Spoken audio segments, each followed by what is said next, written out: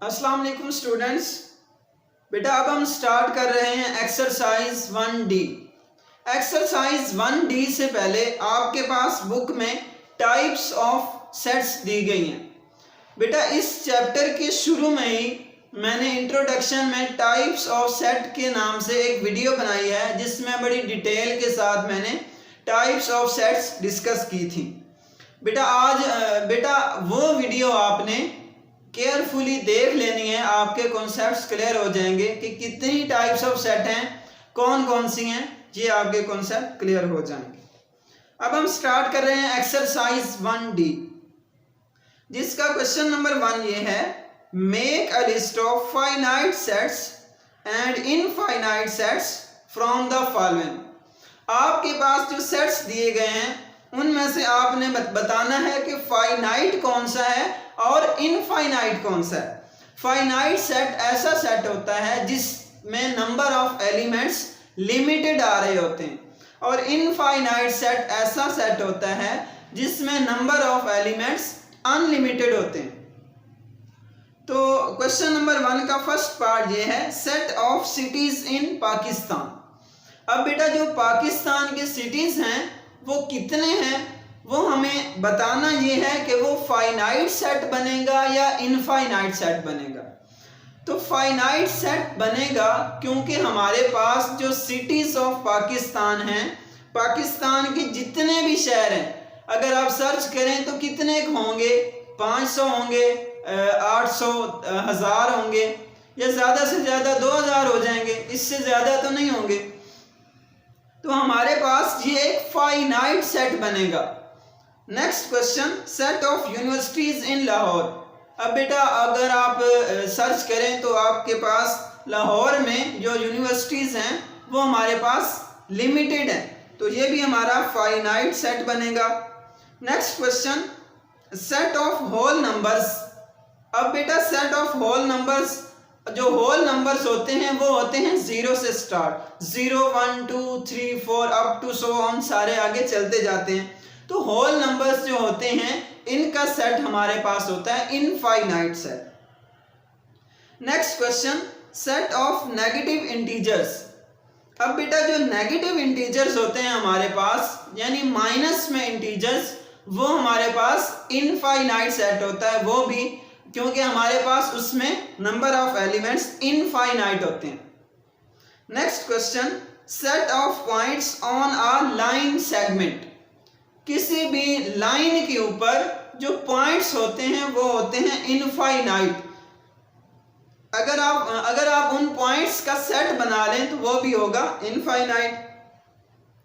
Next question है, set of vowels of the alphabet. अब बेटा आपको पता है कि इंग्लिश में जो वाउल्स आते हैं हमारे पास A E I O U, बस इतने ही हैं, लिमिटेड हैं, तो ये हमारे पास सेट हो गया फाइनाइट।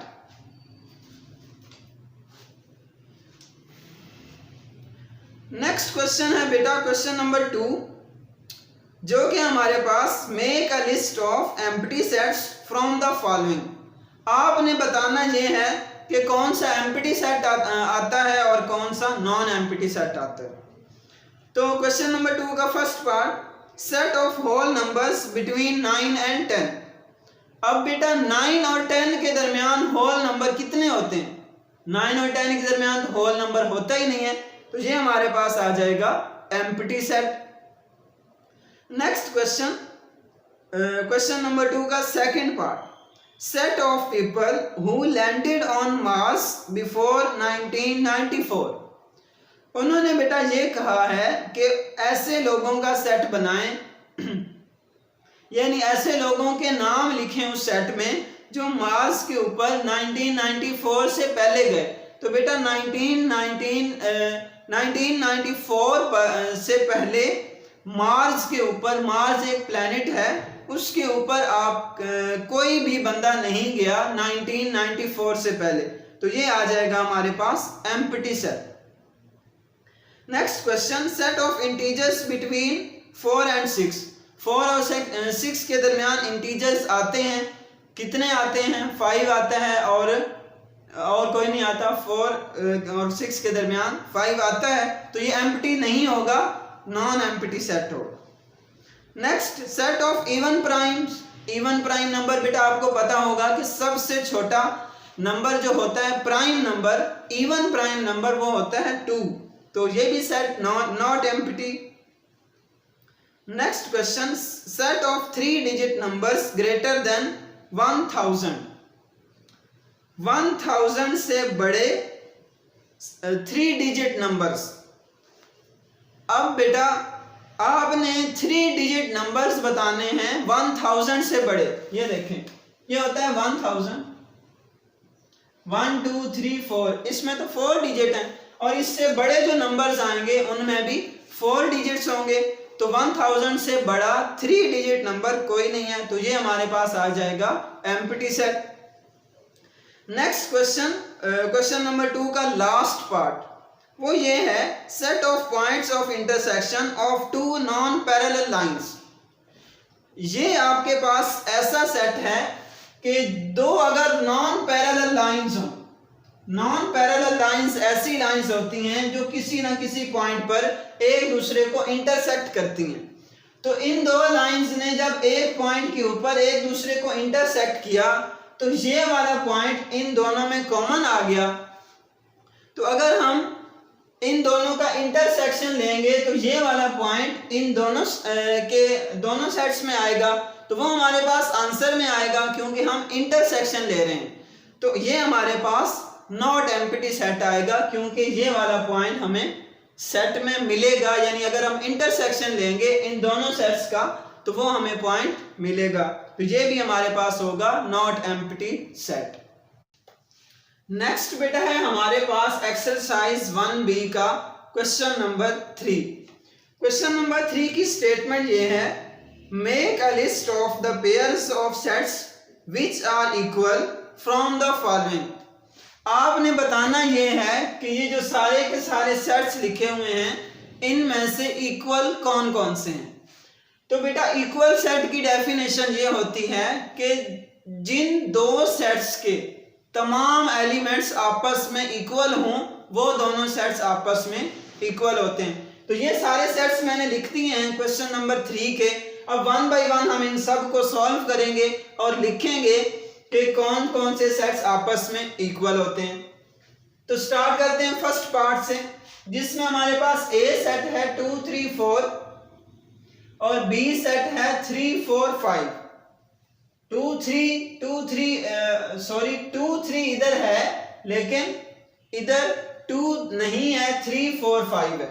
तो बेटा इसमें तमाम एलिमेंट्स इक्वल नहीं है, तो इसमें हम लिख देंगे A set not equal to B. ठीक है। Next question, A is equal to 1 4 9 और बी इज इक्वल टू 12 22 32। बेटा सारे एलिमेंट्स आपस में इक्वल होने चाहिए तब 2 सेट्स जाकर आपस में इक्वल होते हैं। तो इधर 1 4 9 है, उधर 12 22 32 है, तो ये तो बिल्कुल ही इक्वल नहीं हो सकते। ये A not equal to B, इस तरह से आपने लिख देना। Next question, a is equal to A B C D E और b सेट है set of vowels of English alphabets. अब इस सेट में आएगा A E I O U, ये डिस्क्रिप्टिव फॉर्म में लिखा हुआ है, तो जब इसकी टेबुलर फॉर्म हम लिखेंगे तो इसमें वाउल्स एलिमेंट्स आएंगे। और इधर आ रहा है ए बी सी डी ई, तो ये भी आपस में मैच नहीं होते, तो ये भी हम लिख देंगे A is not equal to B. Next question, A is equal to 2। A set में ओनली 1 एलिमेंट है जो कि 2 है, और बी सेट में कौन से एलिमेंट्स आएंगे, set of even prime numbers. तो बेटा आपको पता होगा कि जो इवन प्राइम नंबर्स होते हैं वो सिर्फ एक है जो कि 2 है। तो इस सेट में भी एलिमेंट 1 आएगा, वो 2 होगा, और इस सेट में भी 2 आ रहा है, तो ये हमारे पास ए और बी आपस में इक्वल हो जाएंगे। नेक्स्ट क्वेश्चन, ए सेट है मल्टीपल्स ऑफ 7 लेस देन 30। इस 7 के टेबल में जो एलिमेंट्स आते हैं और 30 से कम वो आएंगे इस सेट में। ये सेट लिखा हुआ है डिस्क्रिप्टिव फॉर्म में, यहाँ पर ये ब्रैकेट्स नहीं होनी, ये सेट लिखा हुआ है डिस्क्रिप्टिव फॉर्म में।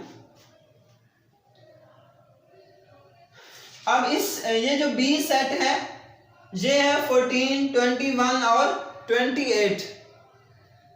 अब बेटा इधर आए 14, 21 और 28 तीन एलिमेंट्स। तो अगर हम मल्टीपल्स ऑफ 7 देखें तो 30 से लेस देन मल्टीपल्स ऑफ 7।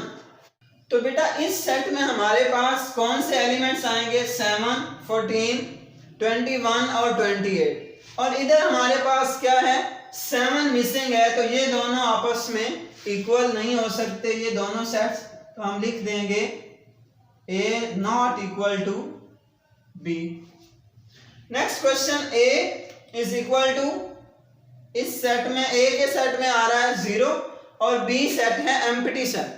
तो इस सेट में तो एक एलिमेंट है और इधर कोई भी एलिमेंट नहीं होता एम्प्टी सेट में, तो ये भी हमारे पास A और B आपस में इक्वल नहीं है। Next question, A is equal to ABC और B is equal to CBA। ये देखें A इधर भी आ रहा है, इधर भी, B इधर आया और इधर भी, C इधर आया और इधर भी आ गया B सेट में। तो दोनों सेट्स के तमाम एलिमेंट्स इक्वल हैं, तो ये दोनों सेट्स भी आपस में इक्वल होंगे। नेक्स्ट क्वेश्चन है, A is equal to, A set में है एलिमेंट्स NILE और B सेट में है MILE।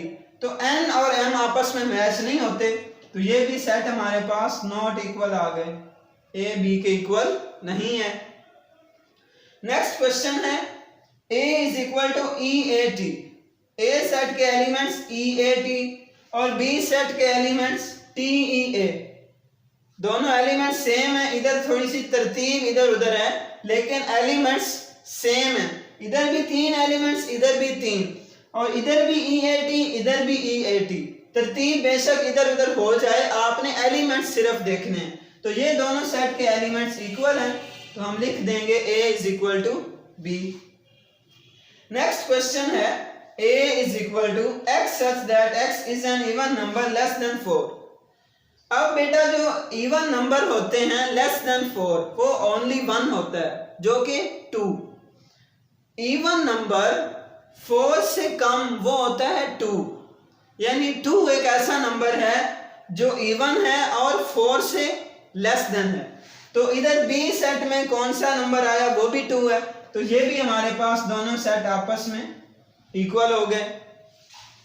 Next question, last part है क्वेश्चन नंबर 3 का। A सेट में आया SMQ और B सेट में आया MQS। ये दोनों सेट के एलिमेंट्स हैं लेकिन इक्वल हैं, M भी है दोनों में, S भी है और Q भी है, ठीक है। तो ये भी आपस में इक्वल हो गए। ये था बेटा आपका क्वेश्चन नंबर 3 एक्सरसाइज 1D का। नेक्स्ट बेटा आपके पास है एक्सरसाइज 1D का क्वेश्चन नंबर 4। क्वेश्चन नंबर 4 ये है, make a list of equivalent sets from the following. आपके पास जो सेट्स दिए गए हैं आपने बताना ये है कि इन सेट्स में से कौन कौन से सेट्स आपस में इक्विवेलेंट हैं। बेटा इक्वल और इक्विवेलेंट का फर्क ये होता है कि इक्वल में तो एलिमेंट्स भी सेम होते हैं और नंबर ऑफ एलिमेंट्स भी सेम होते हैं, लेकिन जो इक्विवेलेंट सेट्स होते हैं इसमें सिर्फ आपने ये देखना होता है कि नंबर ऑफ एलिमेंट्स सेम आ रहे हैं या नहीं। अगर नंबर ऑफ एलिमेंट्स सेम आ जाएं तो वो इक्विवेलेंट सेट्स होते हैं, और नंबर ऑफ एलिमेंट्स सेम ना आए तो इक्विवेलेंट सेट्स नहीं होते। तो पहला क्वेश्चन, क्वेश्चन नंबर 4 का first part, A is equal to RIFE। ये सेट है A और दूसरा सेट है BFIRE। तो बेटा दोनों सेट्स में 4 एलिमेंट्स आ रहे हैं, तो ये हमारा हो गया इक्विवेलेंट सेट्स। इक्विवेलेंट सेट्स हो गए दोनों आपस में इक्विवेलेंट। नेक्स्ट क्वेश्चन है, C is equal to CAR और D is equal to ARCS। अब बेटा जो C सेट है उसमें 3 एलिमेंट्स आ रहे हैं और D सेट में 4 एलिमेंट्स हैं जो कि है ARCS। तो ये आपस में इक्विवेलेंट सेट्स नहीं है। आप NE लिख दो short form, and not equivalent, या आप पूरी नॉट इक्विवेलेंट पूरा लिख दो, ये कोई इशू नहीं। Next question, E is equal to ABC और F is equal to XYZ। तो ये दो सेट्स हैं E और F, और दोनों सेट्स के एलिमेंट्स सेम हैं। E सेट में भी 3 एलिमेंट्स आ रहे हैं और F सेट में भी 3 एलिमेंट्स ही आ रहे हैं, तो ये दोनों सेट्स भी आपस में इक्विवेलेंट हो गए। नेक्स्ट क्वेश्चन, क्वेश्चन नंबर 4 का फोर्थ पार्ट, जो कि है G is the set of counting numbers less than 13। G set में काउंटिंग नंबर्स आएंगे लेस देन 13, इसका मतलब 12 तक, 1 से 12 तक। और H कौन सा सेट है? H is the set of number of months in a year. H ऐसा सेट है जिसमें नंबर ऑफ मंथ्स आ रहे हैं ईयर्स के। अब बेटा 1 ईयर में कितने मंथ्स होते हैं? 12, तो उनको नंबरिंग करें तो 1 से 12 तक, और G सेट में भी यही नंबर आ रहे थे, तो ये भी हमारे दोनों सेट्स इक्विवेलेंट हो गए। नेक्स्ट जो 5th पार्ट है वो है I is equal to 5, 55 and 555। 3 elements आए I सेट में, 5, 55 और 555। J सेट जो है उसमें 5, 5, 5 ये आ रहा है हमारे पास 6 टाइम्स, यानी 6 एलिमेंट्स हैं J सेट में और 3 एलिमेंट्स हैं I सेट में, तो ये दोनों सेट्स आपस में इक्विवेलेंट नहीं हो सकते, तो ये भी इसके सामने आपने लिख देना है नॉट इक्विवेलेंट। ये था बेटा आपका क्वेश्चन नंबर 4। ये बोर्ड पर सॉल्व करने की जरूरत नहीं थी, तो मैंने आपको वैसे ही बता दिया। नेक्स्ट बेटा हमारे पास एक्सरसाइज 1D के क्वेश्चन नंबर 5, 6 और 7 रह गए। सारे क्वेश्चंस मैंने आपके सामने लिख दिए हैं, हम 1 बाय 1 सबको सॉल्व करेंगे। अब सबसे पहले करते हैं स्टार्ट क्वेश्चन नंबर 5 से। क्वेश्चन नंबर 5 की स्टेटमेंट ये है, find the relation between each pair of set A and B, right the result symbolically.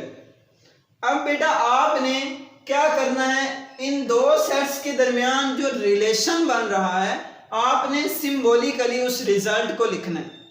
तो ये देखें, A सेट में 1 2 3 4 अप टू सो ऑन सारे नंबर्स आ रहे हैं, यानी A इनफाइनाइट सेट है, और B में ओनली 4 तक नंबर्स हैं, यानी 1 2 3 और 4, बस ये फाइनाइट सेट है, ये इनफाइनाइट है। अब बेटा अगर आप देखें तो B हमारा सेट A के अंदर है, यानी B के सारे एलिमेंट्स सेट A के अंदर आ रहे हैं, तो हम ये लिखेंगे B कंटेनिंग A। हम ये लिख देंगे कि B कंटेनिंग A, तो ये हमने लिख दिया B कंटेनिंग A, यानी B के का सारा सेट A में मौजूद है, और ये सिंबल ये शो कर रहा है कि ये B सेट A में मौजूद है। तो नेक्स्ट बेटा question, A is equal to AEU। A set में 3 एलिमेंट्स आए, और B सेट है set of vowels of English alphabet. जो B सेट होगा हमारे पास उसमें सारे वाउल्स आएंगे, यानी A E I O U।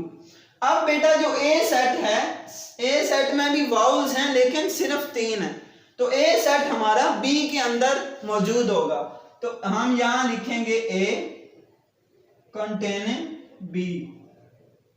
ये जो साइन होता है ये शो करता है कि A सेट हमारा पूरे का पूरा B सेट में मौजूद है। नेक्स्ट पार्ट है A is equal to PAR और B is equal to RPA।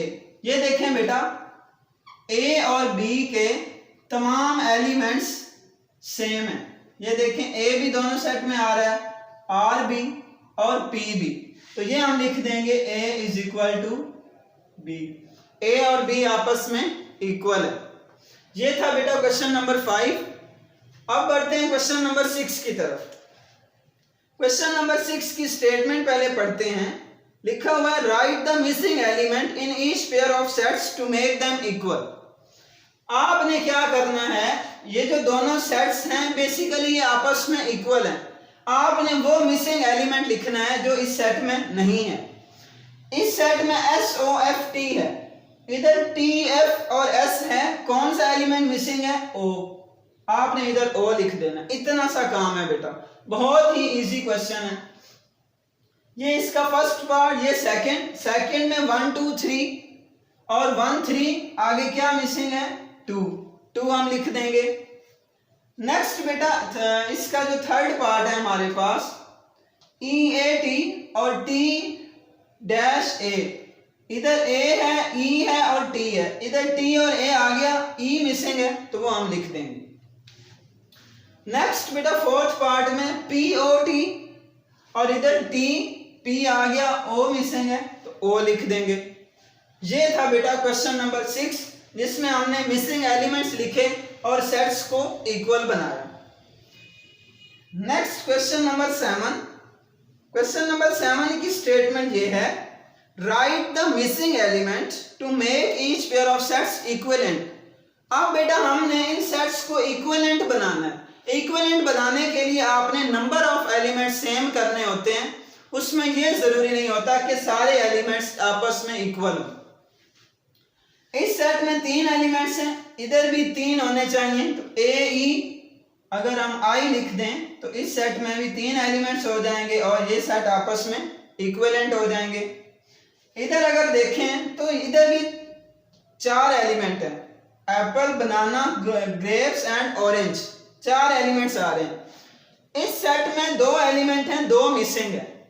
Apple का A आ गया, बनाना का B आ गया, ग्रेप्स का G लिख दो और ऑरेंज का O लिख दो। ये सेट्स आपस में इक्विवेलेंट हो गए। आप बेटा कोई भी एलिमेंट लिख सकते हो, सिर्फ मैं आपको ये समझा रहा हूं कि एक सीक्वेंस के साथ आपने गैस करके कैसे लिखना। नेक्स्ट बेटा थर्ड पार्ट में 3 मुल्कों के नाम हैं, लंदन, पेरिस और मॉन्ट्रियल। इधर 3 शहरों के नाम आ जाएंगे, कसूर, पेशावर, और इधर आप लाहौर लिख दो, कोई भी नाम आप लिख सकते हो। नेक्स्ट बेटा लास्ट क्वेश्चन में यहां पर ये एलिमेंट आपके पास मिसिंग है। इधर 1 3 5 आया, यानी 3 एलिमेंट आए, और ऑड नंबर इधर 3 एलिमेंट आएंगे इवन नंबर के, तो 2 4 और 6 मिसिंग था, वो हमने लिख दिया। ये थी बेटा एक्सरसाइज 1D जो हमने 1 by 1 सारे क्वेश्चन सॉल्व किए। अब इंशाल्लाह हम नेक्स्ट एक्सरसाइज 1D स्टार्ट करेंगे। बेटा आपको कितनी समझ आ रही है, अच्छी समझ आ रही है तो आप बेटा कमेंट में ज़रूर मुझे बताएं कि आपको कितनी समझ आ रही है और मैं किस तरीके से आपको पढ़ा रहा हूँ। आपको ये तरीका, ये मेथड आसान लग रहा है या मुश्किल लग रहा है, ये बेटा आप मुझे कमेंट सेक्शन में ज़रूर बताइएगा।